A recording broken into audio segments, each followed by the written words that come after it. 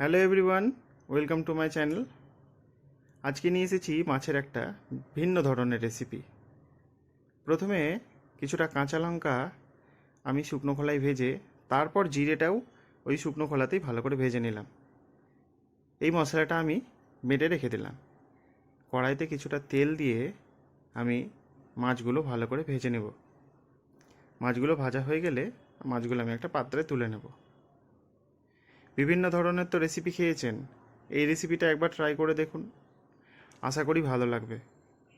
এই রেসিপিটা আসলে আমাদের প্রতিবেশী যে পূর্ববঙ্গীয় মানুষজনেরা আছেন ওনারাই বেশি রান্না করে খেয়ে থাকেন। এই গরমে তো অনেক ধরনের রান্না খাচ্ছেন, একটু অল্প তেল মশলার রান্না খেয়ে দেখুন না।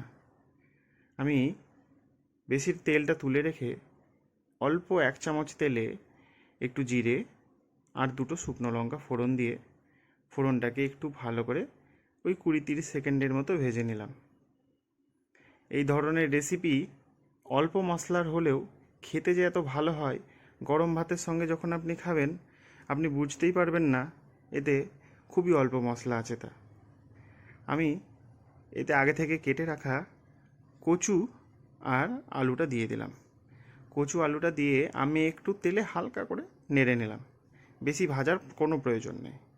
এবার আমি দিব স্বাদ মতো লবণ, আর যেটা ওনারা দেন না সেটা আমি দেব আমাদের বাড়ির স্বাদের মতো করে নেওয়ার জন্য, সেটা হচ্ছে চিনি। আপনারা চাইলে চিনি দিতেও পারেন, নাও পারেন। আমরা চিনি ছাড়া তরকারি খেতে অতটা ভালোবাসি না, তাই অধিকাংশ তরকারিতেই একটু চিনি দিই।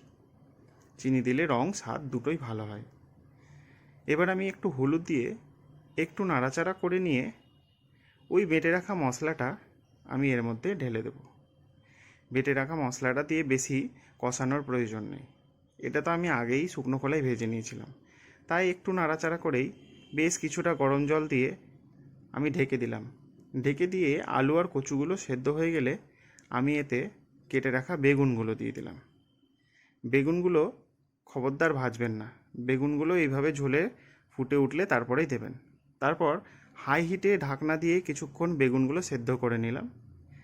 এবার আমি ভেজে রাখা মাছগুলো দিয়ে দিলাম ঝোলের মধ্যে। ঝোলের মধ্যে দিয়ে ওই 1 মিনিট মতো ফুটিয়ে নিলেই এই রেসিপি তৈরি।